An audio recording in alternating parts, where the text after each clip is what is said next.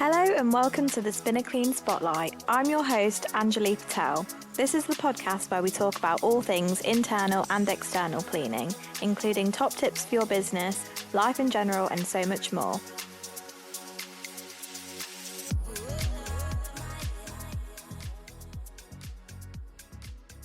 Hello and welcome back to another episode of the Spinner Clean Spotlight. Today I've got with me Paul Hickmott. Say hi, Paul. Hello, everybody. Do you want to introduce yourself a little bit? Yeah, sure. So Paul Hickmott's the name. The business is PH Exterior Cleaning Services.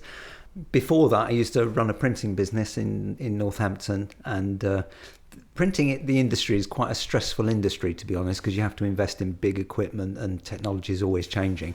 So I just got to a point where printing lost its joy for me. When you say printing, was it posters or T-shirts and things, or everything? A large format, so onto Foamex and putting up on walls and displays. Okay, so kind of exhibition stuff and yeah, things like that. and bigger stuff. Yeah, that's right. Yeah, for cash and carries, you put these big displays up and stuff like that. So that was fine, but it was for me, it was getting stressful. So I sold up my shares. Yep. And I rang my friend of mine, Ashley McIntosh, which a load of people will know because he's out there.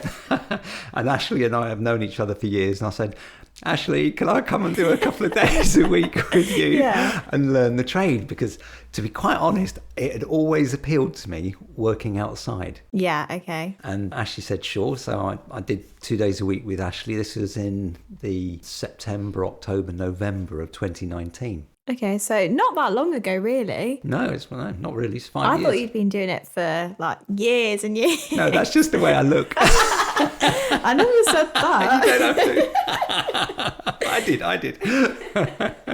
In your business, what kind of services do you offer now? Okay, so back then it was just window cleaning, and then I developed it into patios, driveways, so flat surface cleaning. Okay. And obviously doing conservatories and then gutter clearing, and that's where I got to know Spinner Clean, because obviously you're local to me and I bought my equipment from you guys. Right, yeah. And then we did a couple of roofs in terms of scraping, and started developing that skill set a lot more in terms of the roofing side of things. Do you think you enjoy this more now than what you were doing before? Oh, massively. Yeah. Absolutely massively. It's absolutely great being out and about, working. I just love all of that. And even on a wet, rainy day. Yeah. What about if it's cold? I can't think of anything worse than working outside. No, I mean, a lot of people will agree with me. Sometimes you'll get up and you'll look out and it's pouring down with rain. But if you're doing water-fed pole cleaning, window cleaning, that shouldn't really be an issue because the windows are going to get wet anyway. Yeah. You're just cleaning them. And so I like to, I'll put all my wets on, go out and get stuck in. Okay, we're very different. Okay, yeah, sorry. Good job we didn't do this on a Monday morning. Yeah, you would have had a very different Anjali. Grumpy, not as cheery.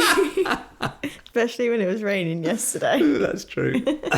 So for someone who wants to maybe start a business, how did you start yours and what advice could people take from that? Okay, there are, in my mind, going into exterior cleaning, there are two typical ways of doing it. Yeah. You either go in with not a lot of money, in which case you will get some basic equipment and run it out of the back of your car with a tank of pure water and fill up from a local centre or process your own water at home. Yeah. And then gradually build up your business and your services as you buy more equipment. Okay. And if you're going to do that, then that can take a number of years because you have to keep reinvesting your revenue back into your business. Yeah. The one positive thing about our industry is that you should never be short of work. There's loads of work out there, so you know that will just keep coming in. The other way is that, and people come into this industry because maybe they've been made redundant, maybe they've just left and sold their business and they want to change like me, and you have a little bit of money to invest. Yeah. And that was the situation I found myself in. So I started in the September of 2019, and in the December I bought a small window cleaning round. Yeah. Little van with a tank in the back, and I found myself in December out there looking after my customers. Okay. It's lovely. That's quite a cold time of the month as well, so I'm surprised you got quite a lot of customers because I feel like people only want stuff like that done During the summer as well. Initially that's what I thought. Yeah. I actually thought, oh dear, I'm new as well, new face to it all. They're all going to say no. But no, that wasn't the case. They were all there for it. Yeah. And just got on with it and started getting to know everyone. And that was really nice because you actually get to know your customer base. Yes. What was your biggest fear about starting this business then? That's a good question. Biggest fear. I think it was learning how to do all of these new particular jobs. Like I picked up a large commercial job where I used to clean inside and out. Yeah. And these massive window frames on the inside. And I'm thinking, well, I can't water-fed pole those. I'll flood the office. What do I do? Yeah. And so it was having to learn new techniques. Yeah. And for me, and this is something I'd say to everyone out there if you're starting in the business, when you come in at night, go straight on YouTube, type in your questions and watch a video on it because you'll get all your answers and it'll give you the confidence the next day to go out and get on with it. Someone asks you, can you do this? Say yes, go home, YouTube it, and now you know what to do for tomorrow. What was the main thing that you were excited for then? To begin with, it was window cleaning, and did the patios and the driveways, and then the roof side started to develop roof cleaning. And then I realised I really enjoy roof cleaning. Okay. How weird is that, At the time I started, I was 55, I'm 60 now, and you think you've got a 60-year-old up a scaffold doing roof work. This is dangerous. You don't look 60. Oh, you're trying to get some ground now, aren't you? I'll make up for my comment before. That's so funny. Yeah, so I actually thought I really enjoy the roof cleaning. Yeah. And so at some point in that 4.5 year period, actually it was last year, I sold the majority of my window cleaning customers, and I've really just focused on roof cleaning. Yeah. So I did learn in my mind, a number of different skills in terms of roof cleaning, such as there's scraping, there's soft washing of roofs, there's steam cleaning, there's pressure washing with flat surface cleaners or turbos on the interpoles. So I learned all the different ways so that when I went to look at a job, I could actually say what's best for this roof rather than this is the way I do it. So does it give the customers an option, or then they can decide as well? Yeah, absolutely. And you can go along and look at a roof and think, actually, this has just got black algae on it. There's no moss or lichen or anything. It's just black. And they want an aesthetic finish. So that's an ideal soft wash clean on that one. There's nothing really, and you can say to them, do you want this immediate? And if they want an immediate finish, you might use a flat surface cleaner, or you might use sodium hypochlorite to just change the colour of it and give them what they want. That's where, for me, the site visit comes in, because I don't like to do things just over Google, have a look at a roof on Google and give someone a price. I always like to go and visit it so that I can see what the access is like for the scaffolding and what will be the best approach to it. When you say on Google, what do you mean? Google Maps. Oh, so you actually look at the pictures of their houses already and see what it's like? Yeah, that's it. So you can have a look and get a sense of it. But I always do that site visit. So if I just do the Google Maps, it gives me a feel for it and I know what to expect when I get there. So you're not in for any nasty surprises. Yeah, that's right. Yeah. Have you ever turned up somewhere and it's completely different to the image that you've seen? Yeah, because Google Maps has given me the wrong house. Oh no. Yeah. So not completely reliable then. No, that's why a site visit's really good sometimes.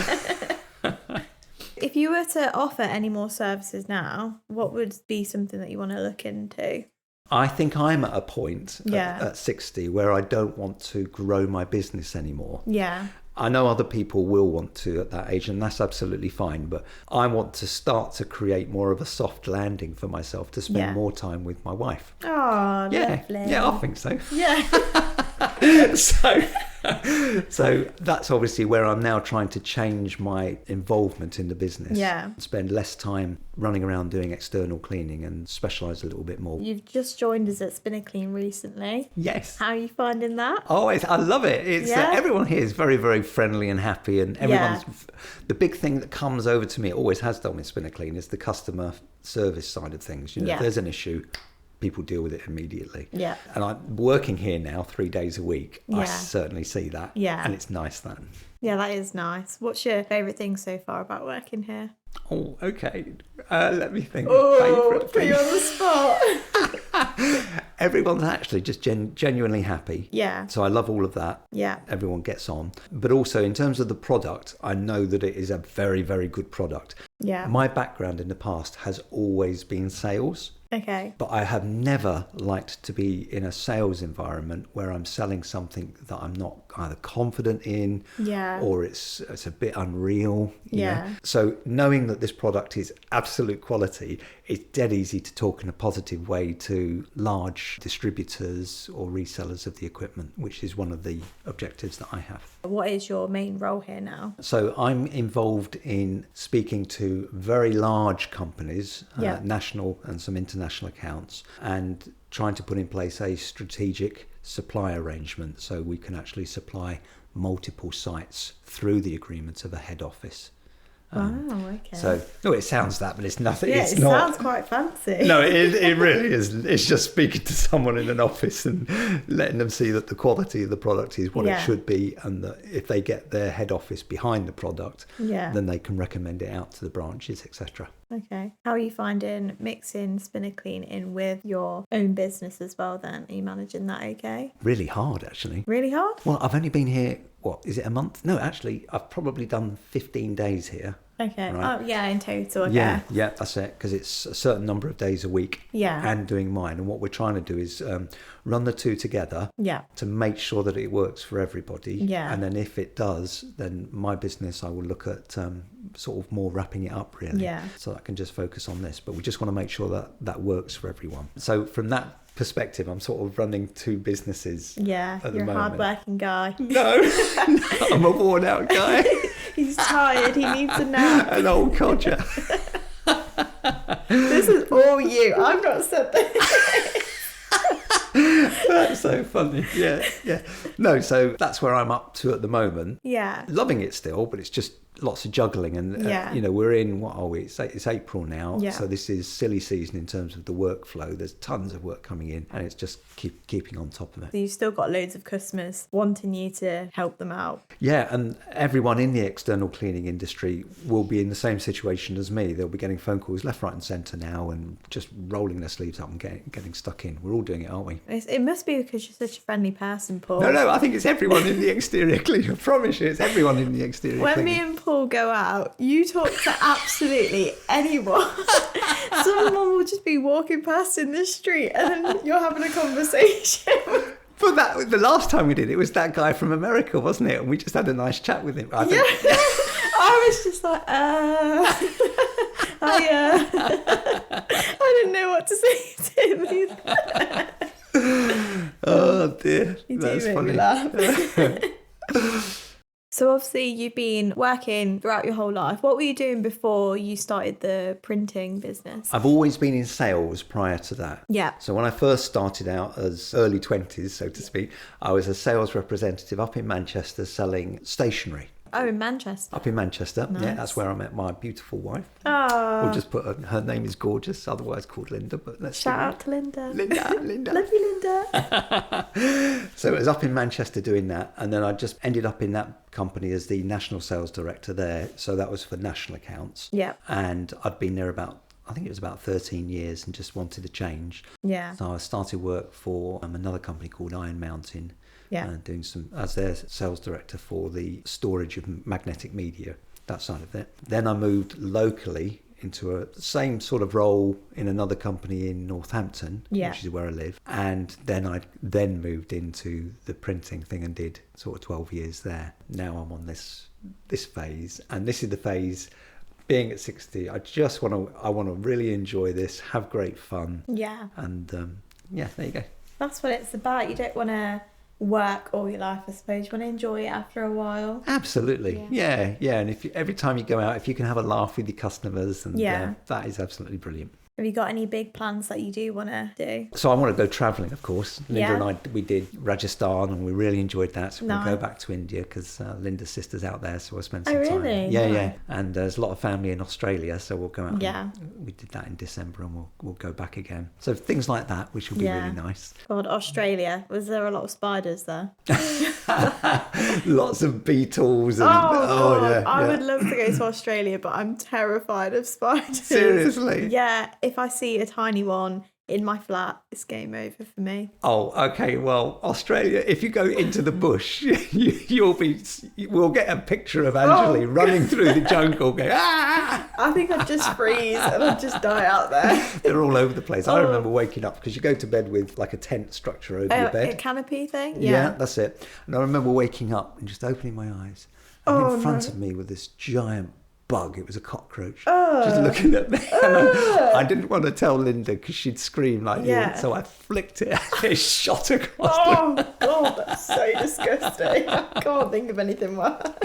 But whilst I was out there last time, which was in December, Yeah. I stayed with Linda's niece and her husband, and they run a farm.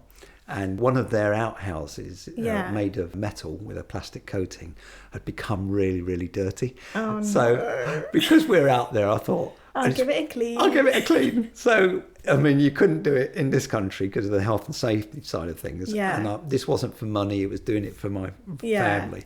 So there's me in the tractor tip. We were lifting me up. I'm spraying it all down. And Oh, my God. we got it done, though. We got it done. Not for me. What is one lesson that you have learned throughout your whole career that you still carry with you? I think there's a couple of them. One of them was when I was in the printing industry. Yeah. One of the guys who was in the finishing department, he had a saying. Yeah. And I found that saying inspirational. Yeah, Alan used to come out with it, and his saying was, never say that's good enough. Okay. Now, to me, that's fantastic because when you go on a job, Yeah. and exterior cleaners will all know this, you can be tired by the time you've nearly finished. Yeah. Never say that's good enough. Just go okay. that extra mile on Yeah. it. Make it shine, make it polish.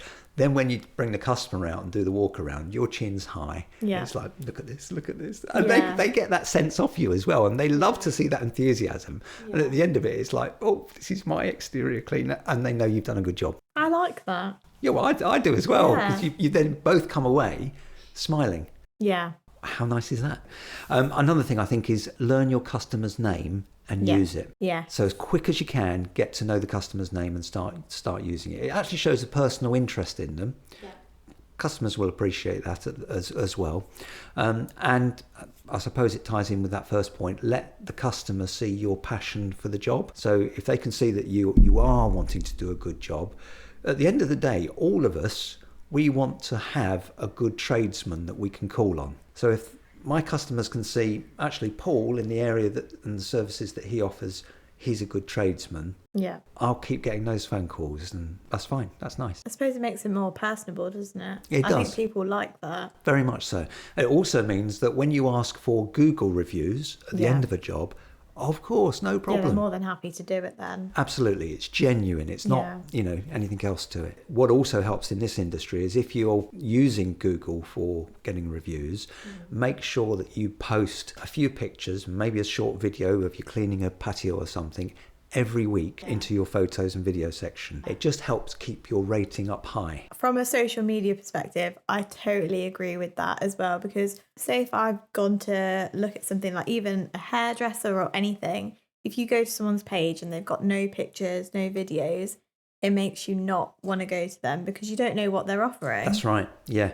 And I suppose if you saw loads and decent pictures, you'd think actually they're keen on their Yeah, work. because you don't know as well if they're not genuine. You don't know if it's a real business sometimes if they've got no pictures. Yeah. That's a massive thing that people forget to do. And it's free and easy to do, and people forget to do it. Yeah, very true. So I think that's important. I would then say it then follows on to monitor your lead generation efforts. So if you're new into the industry, you might want to try either Google Ads, you might try using Bark, BARK.com. That's a lead generation system. There's many other ones.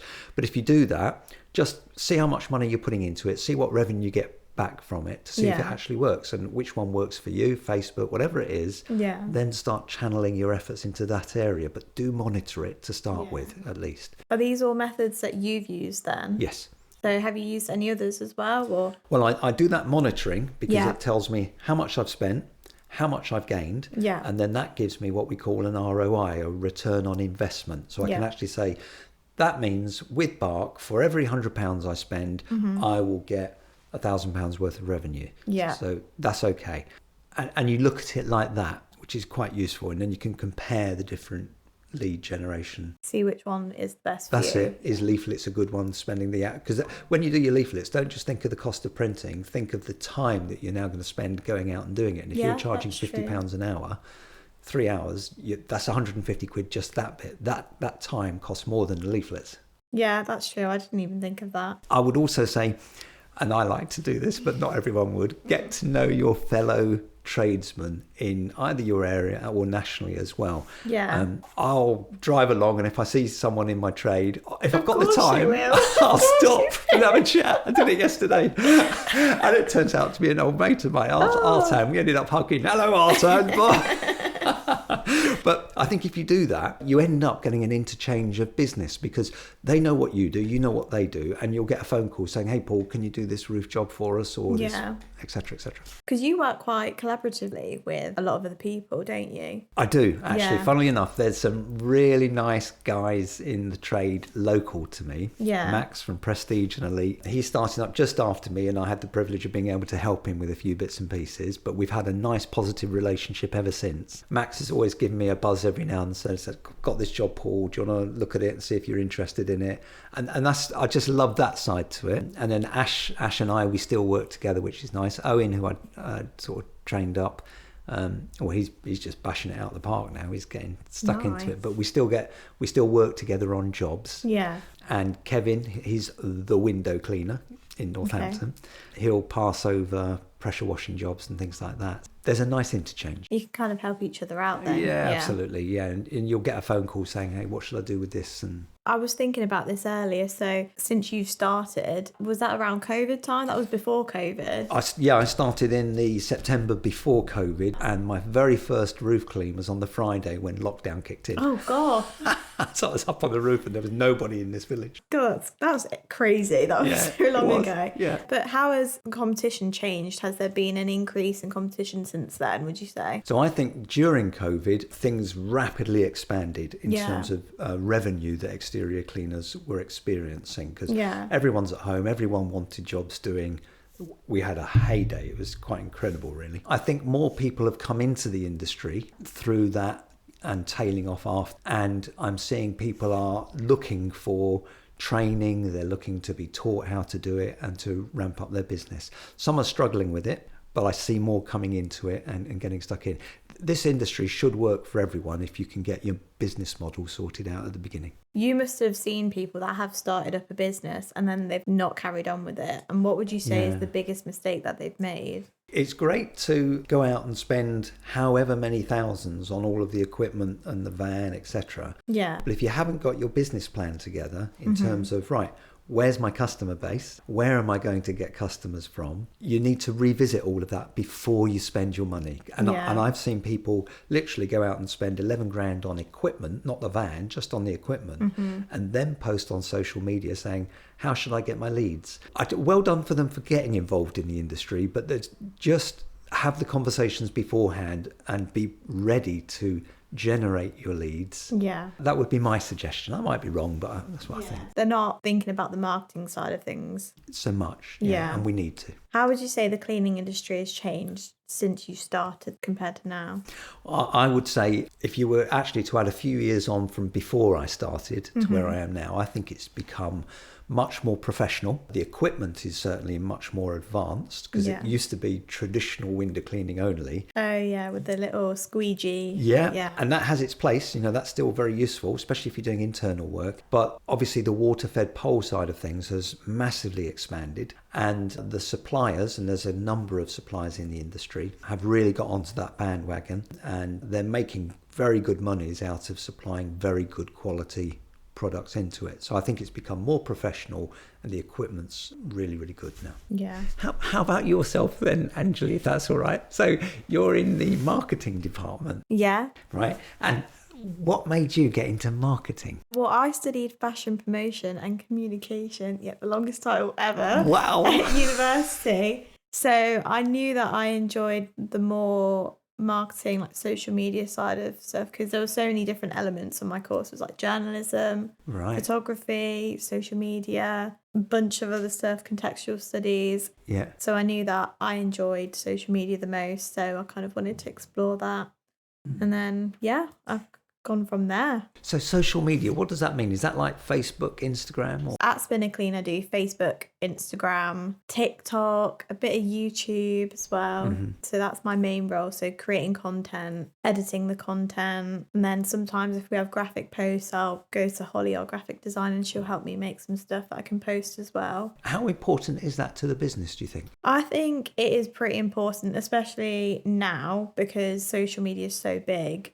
Maybe 10 years ago it wouldn't have been as important, but when you think about a business, or for me, especially like my generation, the first thing they'll do is go to Instagram, Facebook and look for the company, see how many followers they've got, see what they do. Like that's where they'll find out most of their information. Yeah. And then maybe they'll go to the website and find out a bit more. Right. That's interesting. And actually someone listening to this program and hearing you say that, that's going to help a new person to the industry to think, actually, I need to get on social media. I think that's one of the main things I mentioned before. Like if you're starting a business, I think you really need to go heavy on the social media, because a lot of people are going to look for your page. And if you're not on Instagram, they might just stop there. Right. And then they might not go further with your business because they think, oh, there's no pictures, they've not got a profile. How do I know what they do? So if you were coming into this industry, what channels of social media would you say to someone to focus in on? It depends who your target audience is. I'd say for a slightly older generation, maybe like 40s plus, Facebook, I think, is used by 40 plus people the most, maybe even 30 plus. Right.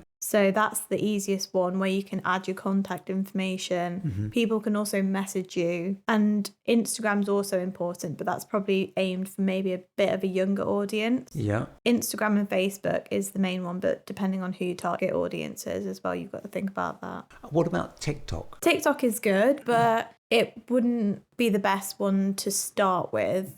That's more, you want to post your content that you've made, like that's funny, or maybe on a cleaning job if you want to post a bit of close-ups and things like that. Right. But I wouldn't say that is as important as Instagram or Facebook. Okay, that's interesting. So on the Instagram, you've got options like Reel, Post, etc.